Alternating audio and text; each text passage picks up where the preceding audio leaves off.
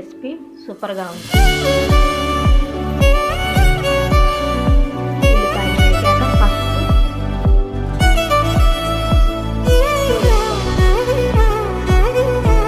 బాగా వేగిన ఉల్లిపాయలు, చిక్కుడుకాయ, ఉడికించిన చిక్కుడుకాయ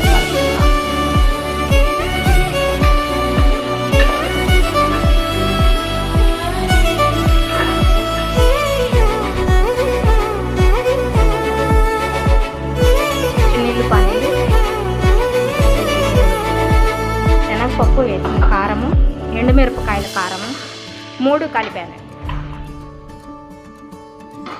ఇదిగోండి రెడీ అయింది ఉల్లిగడ్డ చిక్కుడుకాయ కూర. సూపర్గా ఉంది.